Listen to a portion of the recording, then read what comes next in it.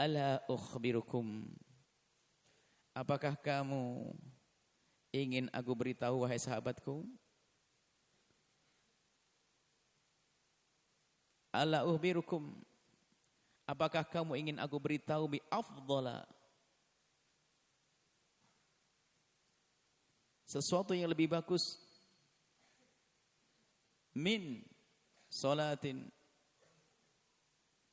daripada salat, wasiyamin puasa, wasadaqatin sedekah.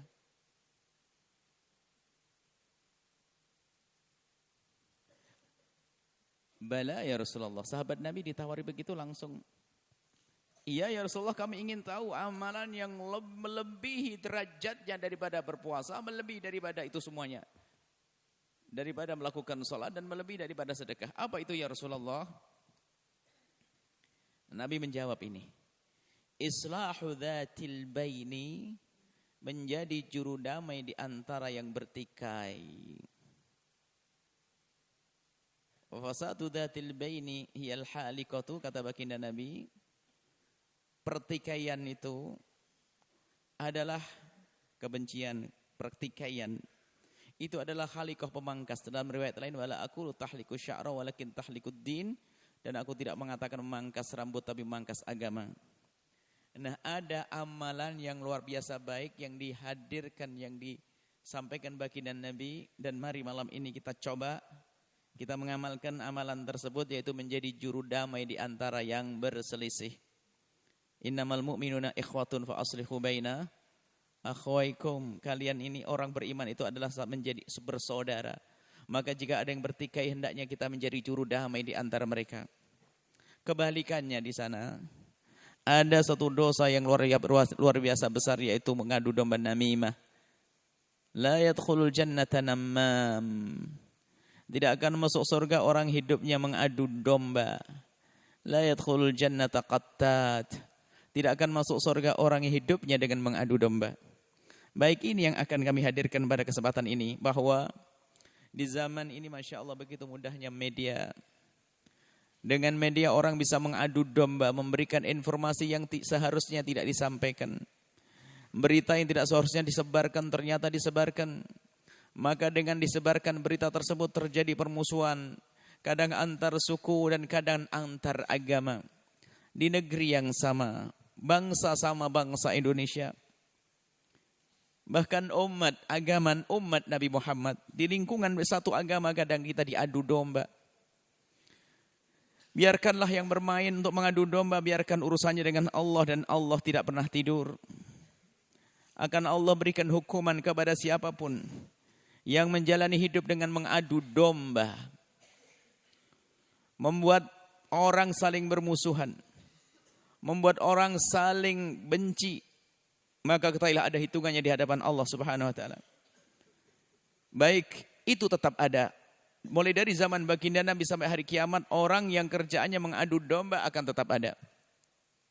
Dan Nabi tidak menyebutkan seperti itu karena memang keberadaan orang ini ada di tengah-tengah masyarakat manapun dan dimanapun, kapanpun dan dimanapun.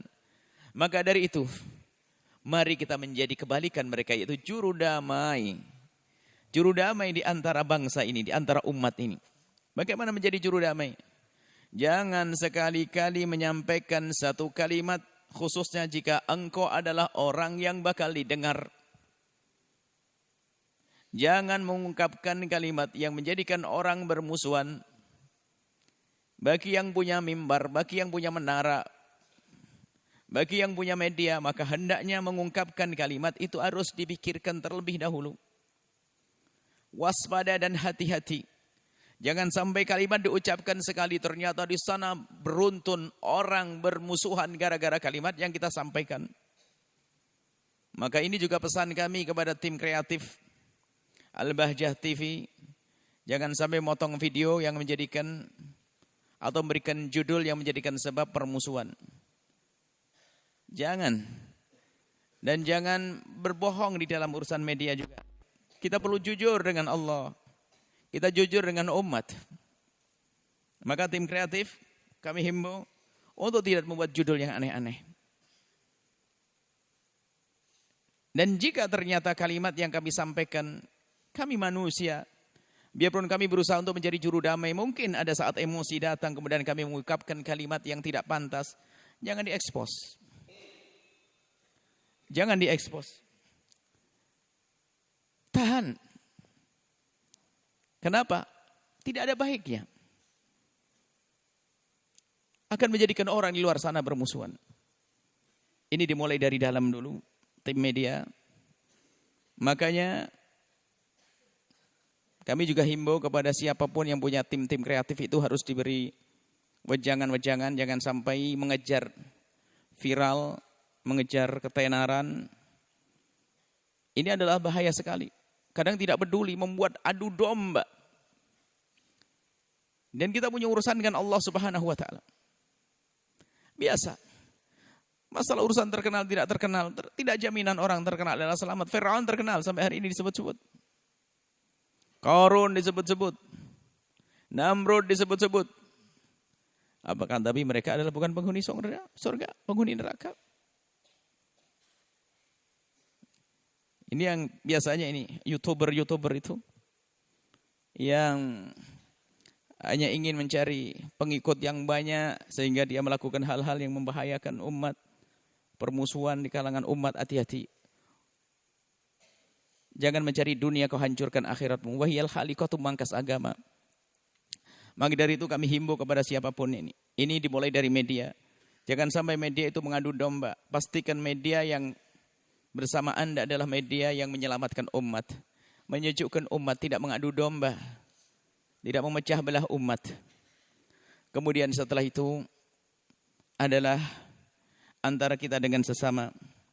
Maka jangan biasa membicarakan kejelekan orang lain. Karena itu adalah menjadi sebab orang lain membenci. Dan itu adalah mengadu domba halus. Kalau kita bercerita tentang kejelekan seseorang, santri misalnya, menceritakan kejelekan santri yang lain. Maka santri yang mendengar akan memandang pici, memandang sebelah mata orang yang didengar, yang diceritakan tersebut. Sehingga perilakunya menjadi tidak santun, tidak baik, akhirnya menjadi sebab mereka bermusuhan. Akan tapi sebaliknya, di dalam mendamaikan itu lihat, sampai orang yang menjadi juru damai, kalau dia menghabiskan hartanya sampai dia itu fakir gara-gara menjadi juru damai, dia boleh nerima zakat. Bahkan untuk mendamaikan orang boleh berbohong. Asalkan dalam berbohong bukan berbohong atas nama Allah. Bukan mendustakan agama, bukan. Misalnya begini. Ada dua orang berselisih. Kemudian kita datang si A dengan si B berselisih. Terjadi percekcokan. Dan kita mengetahui dan kita mendengarnya.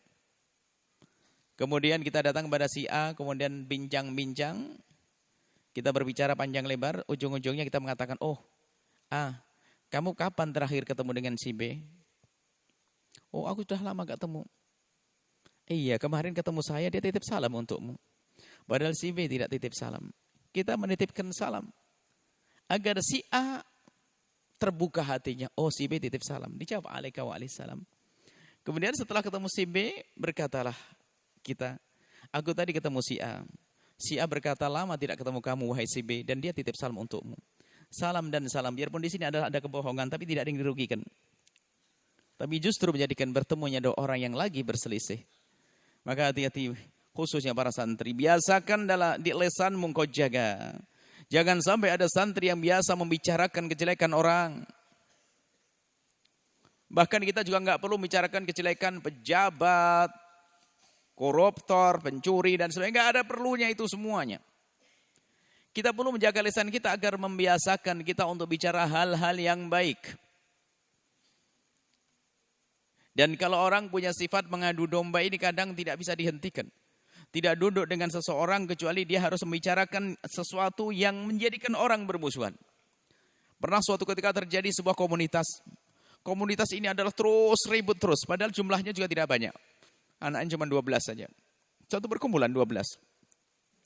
12 itu pun ternyata menjadi dua kubu. 4 orang sama 8 orang. Subhanallah. 2 kubu. Tidak bisa akur, bermusuhan. Kalau ketemu tidak tegur sapa. Subhanallah. Allah atur salah satu dari mereka ini harus pergi dari tempat tersebut. Terbuang. Setelah terbuang rupanya penyakit benalu yang suka ngadu domba ini satu anak. Ngomong dengan kelompok yang 4 ini begini, ngomong kepada kelompok yang 8 begini. Setelah dia pergi baru terungkap rupanya mereka diadu domba. Ini hati-hati, banyak orang-orang semacam ini ngadu domba. Biasanya pengadu domba orang berkepala dua itu mencari kepentingan dunia untuk dirinya. Pengen duduk dengan sana mendapatkan keenaan, duduk dengan sebelahnya juga ingin mendapatkan kebaikan. Untuk dunia saja. Ini bahaya sekali wahai anak-anakku semuanya. Bahaya, jangan menjadi pengadu domba, hati-hati. Berbicara yang baik, jangan membicarakan kejelekan orang lain. Apalagi para santri, jaga lisanmu.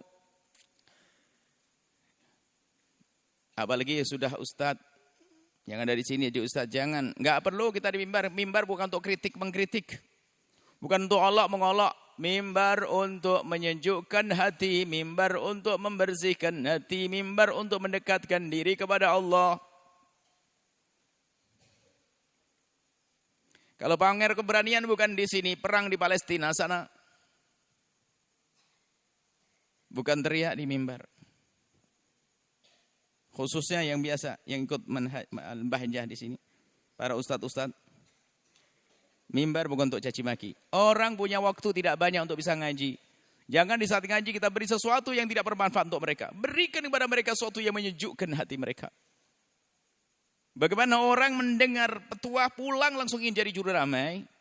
Bagaimana orang mendengar petua pulang langsung berdamai juga. Bukan sekedar juru damai, berdamai dengan istrinya yang selama ini bermasalah. Berdamai dengan ayahandanya yang mungkin selama ini kurang berbakti. Berdamai dengan ibundanya yang mungkin selama ini kurang perhatian. Berdamai dengan saudaranya mungkin selama ini berbuat waris tanpa ia sadari. Ini yang kita butuhkan. Itu yang kita perlukan.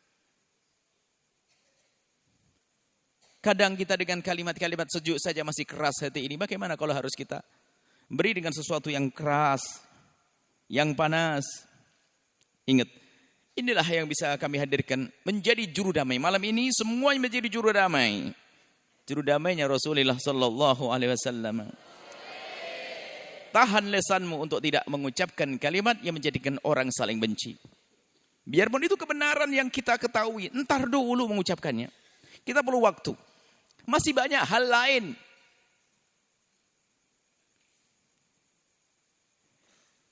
Jika ada satu orang mempunyai 10 sifat. 9 sifatnya jelek semuanya, yang baik hanya 1. Si A punya 10 sifat. 9 jelek, 1 baik. Kemudian kita akan pergi ke B, lalu B bertanya, kamu dari mana? Ke rumahnya si A. Gimana kabarnya si A? Kita nggak perlu cerita tentang 9, cerita yang 1 yang baik saja. Oh dia baik, Masya Allah. Selesai. Ini yang diperlukan. Dan kalau menjadi juru damainya Rasulullah, maka itu lebih bagus daripada sholat. Dan sholat yang dilakukan akan diterima oleh Allah. Begitu sebaliknya. Kalau orang pengadu domba, membuat permusuhan, lihat. Sholatnya akan sia-sia. Sholatnya akan diambil oleh orang yang didolimi, diadu tadi. Karena mengadu domba ini, lihat, mulai dari zaman sahabat Nabi sudah ada pada zaman sahabat Nabi. Pengadu domba membuat permusuhan di antara umat. Bagaimana kisah Sayyidina Imam Ali dengan Siti Aisyah? Diadu domba oleh orang-orang. Orang hebat, mampu mengadu domba kelompok-kelompok besar. Apalagi seperti kita. Maka sudahlah, selagi kita menjadi juru damai, kita susah diadu domba. Kalaupun ada orang mengadu domba sama kita, jangan didengar. Kalau ada orang bercerita tentang kejelekan saudara kita, maka orang cerdas tidak akan mau mendengar. Tepis itu semuanya. Jangan gampang mendengar. Inilah yang bisa kami sampaikan pada saat ini, menjadi juru damai. Jangan suka mengadu domba. Jangan membicarakan kejelekan siapapun, karena itu akan menjadikan sebab orang bermusuhan atau tidak saling mencintai, menjadi saling benci, dan ini adalah berbahaya sekali dalam perkumpulan, khususnya perkumpulan dalam komunitas pesantren semacam ini, perkumpulan umat Nabi Muhammad Sallallahu Alaihi Wasallam. Baik, ini saja. Semoga Allah menambahkan kita kepada kecintaan kita kepada baginda Nabi Sallallahu Alaihi Wasallam. Anda menyaksikan video ini, Jangan lupa berselawat kepada baginda Nabi Muhammad sallallahu alaihi wa alihi wasallam.